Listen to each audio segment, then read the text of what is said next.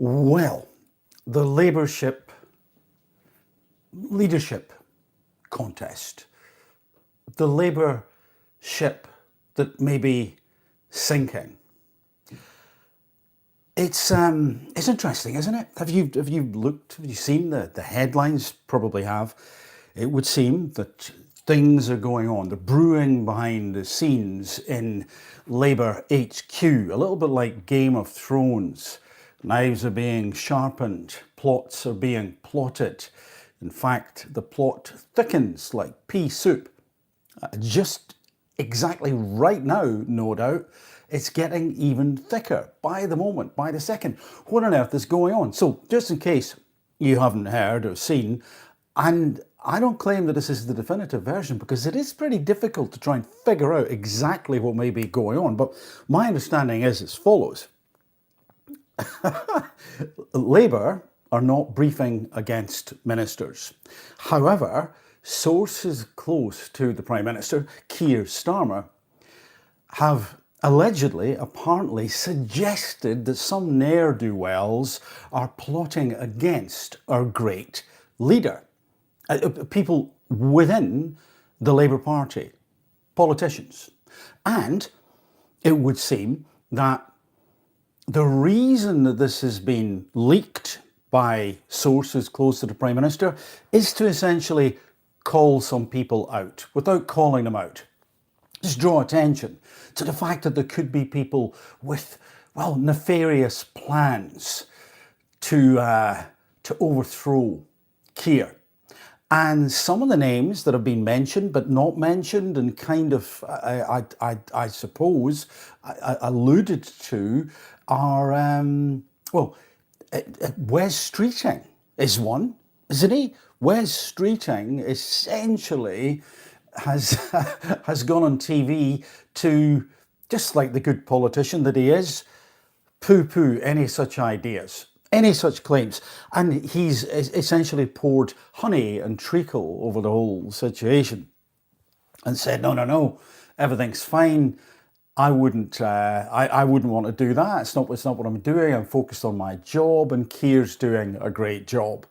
And you think, well, okay, maybe that's true, but what could be going on? So again, this is almost like a bluff or a double bluff. That the theories are, some of the theories are, that essentially those in the inner sanctum of the Labour leadership, in other words, Keir, and the people closest to him, have essentially recognised the sound of drums, the insurgency in the ranks, and said, we need to do something about this. What should we do?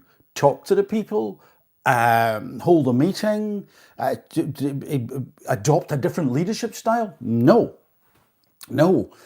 Apparently, allegedly, what they've done is essentially to just kind of leak those names. Plausible deniability. Don't know who leaked them, don't know why they would be out there, but in leaking them, they've drawn attention to these individuals who may or may not be planning a leadership challenge of the leadership of the Labour ship that is, again, sinking as we speak. And why, you may ask? Because in doing so, what I think they've done is put the idea in people's minds. You know, they've essentially said, oh, right, okay, there are things going on in the Labour Party. The rumours are true then. And there are people who recognise the absolute abysmal leadership that the country has right now, a leadership team, and something must be done. To save the country? Well, certainly to save the Labour Party, one would presume, is also at the forefront of these challengers' minds. So until recently, this was like unconfirmed. People had their suspicions, but now in floating the idea, this seems to confirm it. Things are going on. And what that then does is it puts the idea in people's minds of not having Keir, of an actual replacement. Now, if Labour thought the brains behind it, some people say it's Morgan McSweeney, who it may or may not be. I couldn't possibly comment. I mean, I don't know. but if the people who thought, yeah, let's leak this information, if they thought this would quell any uprising, any insurgency, well, maybe it will. Maybe, for example, if Wes was one of the people, he feels so far out on a limb that he's going to say, oh yeah, Mia not guilty. No, I would never do such a thing. So it's like put up or shut up. But again, as I've suggested, I think whether Wes is thinking that or not, and other names that have been mentioned, whether they're actually plotting something or not, it suddenly makes, I suppose, the possible reality of Keir being ousted more real, more perhaps immediate, or sooner rather than later. And you would imagine that for a lot of us, that's a hopeful thing. But we'll come back to that. In the first instance, I think it is. It is, but we'll come back to that. So, who we have, again, we've got Wes. Well, what I'd like to do then is just get you to think about a couple of people who could become Prime Minister if it's not Keir Starmer. And I know some people who may be watching this video live and may already have commented in the past about recorded ones and may comment on this if they don't see it live. Who have we got to choose from? Are we replete in the Labour Party, in the country, with great and glorious and good leaders? Is that what we see before us? Because let's run through a couple of names that have been suggested. There's obviously Wes Streeting, who certainly seems to understand the political game, but it has been said people don't really know what he represents, and maybe he is literally the consummate politician saying what people want to hear at any given point in time. I don't know, but that's the point, because I don't know that much about him. He's untested in such a role. Certainly, he seems to connect better with people. He seems to be quite human, which is an advantage, one would presume, in such a role, but I don't know much about him. So for me, I'm uncertain. There's an uncertainty there. Could be great, but maybe not. And then we have Angela Rayner, of course, who maybe would make a bid from the sidelines, so to speak. And I think, again, a bit like Wes, I'm not sure about her in that role. I have nothing against the woman herself, and obviously she's extremely driven and capable and competent to get to the level that she's gotten, but the PM role is something else.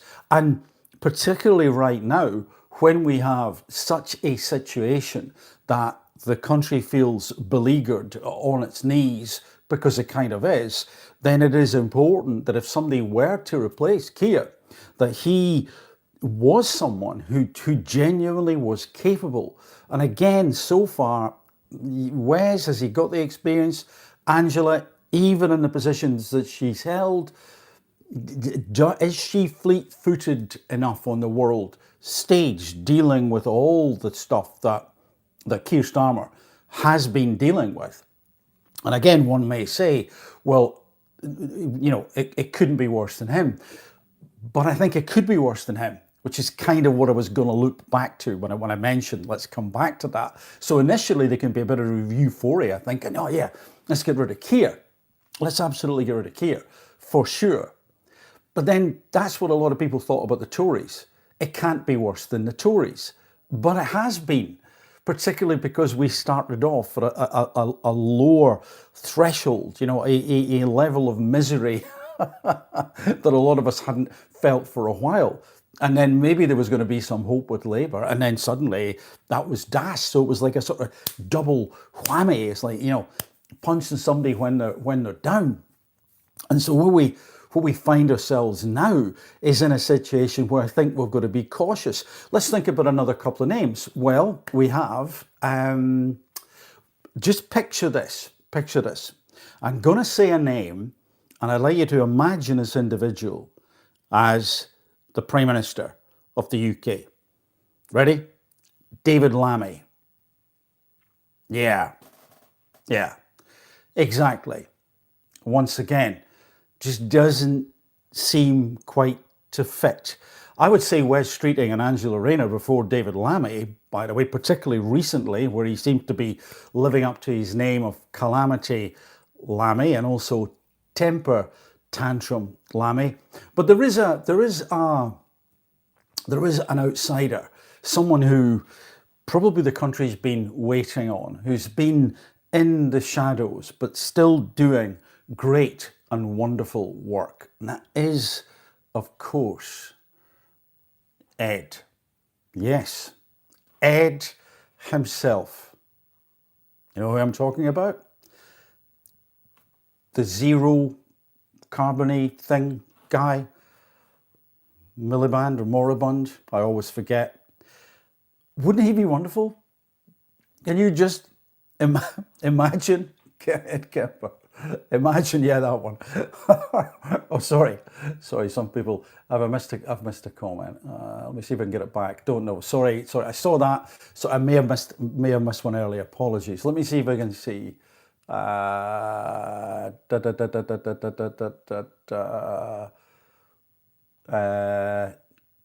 can see that, yeah, that one anyway. So apologies if I missed anything already. Yeah, that one. And can you imagine? Can you imagine somebody? Now, let me pause. I think most of us want the planet to be safe. I think most of us don't want to run out of energy. We don't want to poison the oceans, the rivers, the seas, the air, etc. But if you get into a zealot's mindset about practically anything, it's dangerous because you're so blinkered that you don't see the bigger picture.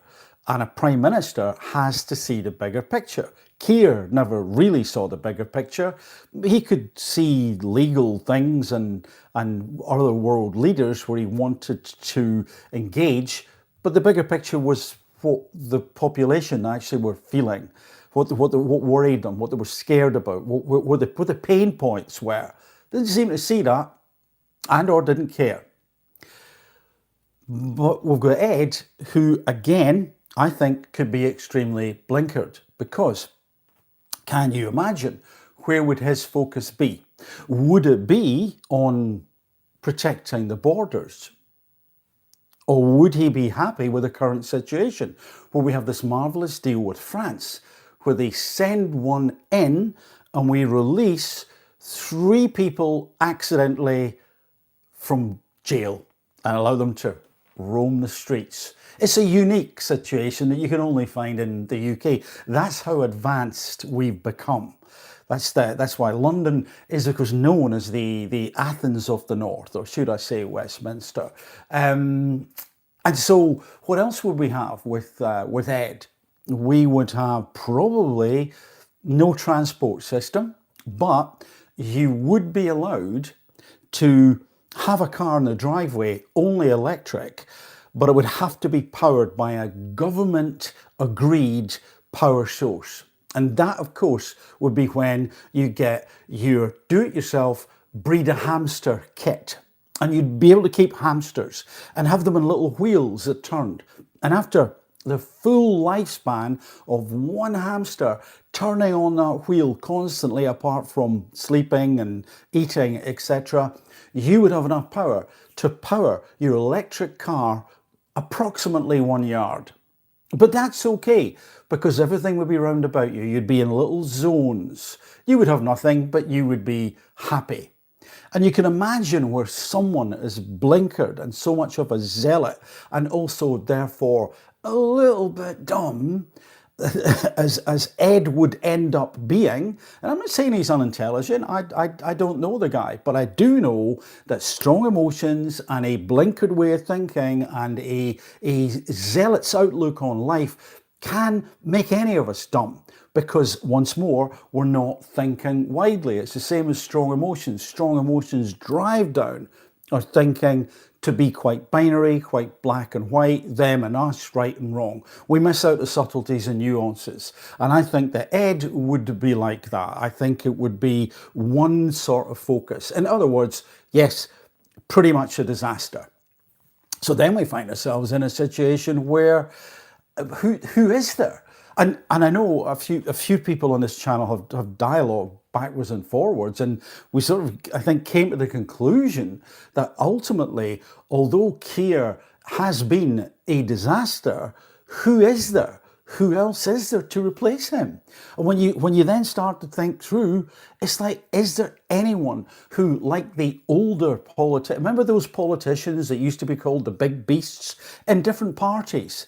They were intellectual, they were smart, they were measured, they were dare I say, wise. Not all of them, but some of them. They had a clout to them. Whereas these politicians, or a lot of them these days, seem to be extremely one-dimensional. They're not sending us their best.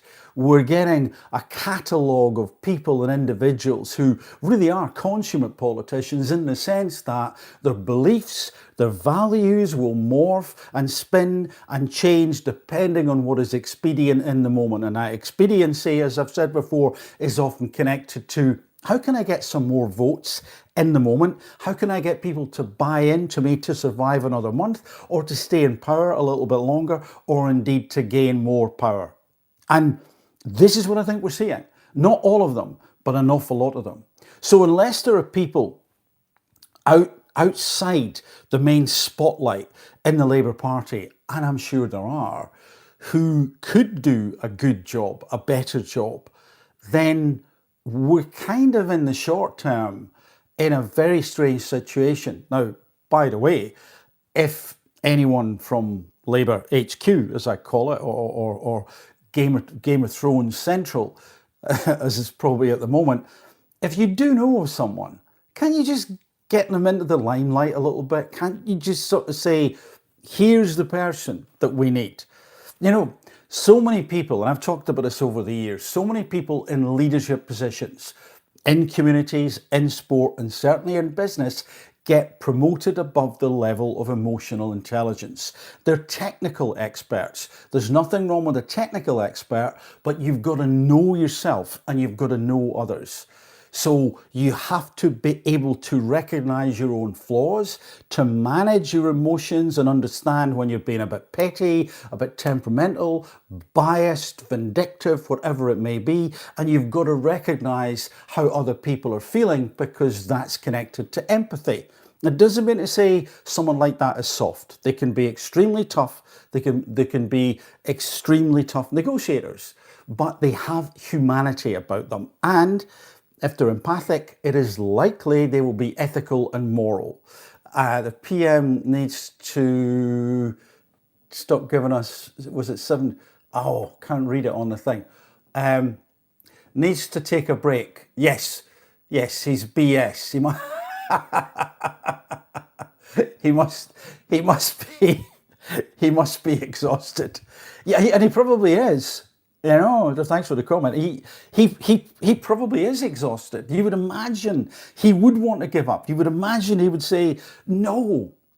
But that kind of links to the point that I was talking about, where if you get people who are promoted above that level of their own, as I call it, emotional intelligence, it's knowing ourselves, it's dialing down the ego, it's having humility and curiosity, it's building a team, it's knowing that other people's input is valued. When you don't have people like that, and they are promoted because they seem smart in one way, then it can be a bit of a catastrophe. That doesn't mean to say that knowledge and technical expertise in whatever field it is isn't important. I believe it is. I'm a big believer in understanding and gaining knowledge and learning and all that stuff. But I also believe that what we need in a leadership position is someone who understands people and understands self and has that empathy. Again, doesn't mean to say they're not tough, but what I generally think it means is that they're able to make more balanced decisions. And you do not see that with Keir. You see someone who just seems out of touch. I don't know if he truly understands himself. I really don't. I think there's a chip on his shoulder about You know, his dad being a toolmaker from, from his childhood. And when people laughed when I said that, I thought they were laughing at my dad. Quite patently, they weren't, Keir. They were laughing at the fact you said it so often. So this is obviously a sore point you've never recovered from. But in my opinion, and a bit of diagnosis at a distance and a bit of pop psychology, you might argue, or pseudo-Freudian, but try this out for size. And anybody else on Labour who may be tuning in or watching the recording. When you get tough things in childhood, and we've probably all had them, right? It's like all of us have had things, have had some kind of hardship at some point in time, or most of us. When that happens, it can stick with you. And I think what Keir has done is he said, I'll show you. You will not laugh at my dad. You will not laugh at the fact that we're so-called working class, although you had a telephone. And I will claw myself up. And he's forgotten his roots. It's now become about how powerful he can be. This could be a case of acquired situational narcissism. So he's now seeking, like a sort of alien creature, the lifeblood, the energy of power, prestige. Oh, a lawyer. Oh, head of this. Oh, director of. Oh, a knighthood. Oh, a law made up for me because of my taxes. This is wonderful. The White House. Oh, Donald Trump inviting me to talk on a stage. Oh, he wasn't. Oh, never mind. That was embarrassing. But, we've all done embarrassing things in the past year. So what you have is someone who's so technically focused and so focused on being the one who's best, who's in charge to get over all those years and that damned childhood where people really mocked. And by the way, I have sympathy for that, Keir. I really do. I think it must have been horrible, but you've gone awry. You're like a sort of rogue alien who's misunderstood the programming. You've gone too far. And now you think it is all about, well, I know the letter of the law better than you, smack. It's what I call a clubber. Everyone talks about this. Not about you, Keir, but that management style. Using expertise and knowledge. Bang, clubbing, shut up, I know better. Whereas what you should have been doing was saying, how can I support? Now, with that in mind, let's just take that little theory, and that's all it is, just conjecture. Let's just take that and apply it to some of the people that we see. So when you think then about Ed Miliband or Moribund, what do we see? Do we see someone who's humble? Do we see someone who cares, who's there to support? He may be all those things, but he might not. He's untested. We don't really know. So many of these people, as I say, are like blank sheets of paper that they draw something on in the moment. I'm this today. Oh, really? Who are you? I'm Cher today, Matthew. All right, okay. Let's believe that for 5 seconds. Not. So we don't know. My suspicion is he's going to look at it from one angle, one tiny perspective with the zealot's laser beam intensity. So I think that should rule him out. But if he's there, then heaven help us. And again, with Wes Streeting, Angela Rayner, who's the other one, Shabana Mahmood, they're all, we don't know them enough. They're untested. So as I was starting to say, those people who may be in the shadows, who we don't know about, who if you looked at them and you thought you are of moral fibre, you're of good character, you are ethical, you care, you understand, you're there to serve the country in whatever way you can, to use your intellect, to use your willpower, to use your ability to connect with people, to make people's lives better, to protect them, to make them feel safe in their own houses, to make the economy work again. It's not quite got a MAGA ring to it. Make the economy work. Never mind. Mera, no. And those people, I believe, are there, but we're just not seeing them. Do they have any chance of getting through the force field of those people who will be vying for position around Keir? Probably not. We can live in hope, and hope is good, but you also need a fallback plan. So probably not. But if there is one and you know of one, then get them out there, because I think it would be like a breath of fresh air. Now, you may be thinking, well, it could be Wes Streeting. It might be Wes Streeting. I genuinely don't know. But I'm slightly jaded and slightly cynical. I don't know about you, but I'm slightly jaded by it, because I'm going, who the heck amongst these people can we actually trust? Who is decent? Who does understand that they're to serve? I'm not sure. It could be Wes. It could be Angela. I don't think it's Ed. And I don't think it's David Lammy, because just recently he showed himself up to be a little bit, one could argue, duplicitous, and many others are as well, but also the whole getting angry, bluster stuff. Stop it. If you were leading and managing people, if that was your style all the time, it would be quite toxic. I know it's not his style all the time, but it was very manufactured. I think he was annoyed in that moment. If you saw the House of Commons debate when he was challenged about, has there been another prisoner released accidentally? Has this happened? I think it was James Cartledge of the Tories who was asking him the question, and that whole partly performative nonsense and hissy fit, and also partly because he was angry about being challenged on the day when he was representing the PM and he had his new suit on. And so when I see character flaws like that, oh, by the way, I have many flaws, but I'm not running for Prime Minister. I'm not in government. And when I see them at that level of power and influence in the country, I cannot help but think, no. So I would rule out David Lammy. I just don't think Angela Rayner's got enough experience. I don't know about Wes Streeting. I'm not sure. Miliband, moribund, absolutely not, because he's been in the shadows, and these days he kind of looks a little bit like the Mad Professor, doesn't he? It's going to be, oh no, my focus is here on this battery thing and windmills. And I'm not mocking the need to have clean energy, I'm not. But as a PM, he'd have to think more widely. And his version of looking at the population and supporting them, I think, could be a little bit top-down, draconian. And this is the big thing, if he was too much into the zealots mindset, it could mean that the economy was tanked even further. And talking about the economy, the other one, I mean, there's more people that I haven't mentioned, but one of the other ones is it wouldn't be that much of a leap, or a leak. Got leaks on my head after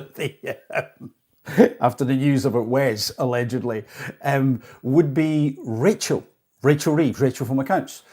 She could make a bid, but obviously not, because right now it is likely that what's happening is that Rachel is being kept in post, at least until the budget comes and goes. And if the requirement is there to jettison her, that will be done, and done quite quickly. And so I think that's called the sacrificial lamb. We shall see. So what to do then? How could we survive this? I think, first of all, and I'll just wrap things up, but first of all, 2029 is too far away for us to survive as a country with any semblance of things being even as good, and they're not that great, as they are right now. I think the country would go downhill at a rate of knots, the way that we're heading. So things have got to be done. Is it Keir Starmer? Well, even if we thought he could turn things around, it would seem likely that some people in the Labour Party have got other ideas. And once that thought is out there, and once you get those machinations behind the scenes and the major Machiavellian types get to work, then all is lost. Things will start to crumble. Things will really start to disintegrate. And we may find ourselves in a situation where we're thinking, wow, Keir was awful, but it's better than this person. And that, again, is what a few of us have dialogued about in some of the comments. And that's the real scary thing. So without getting into land of no hope, far less glory. I think we have to be looking for a general election.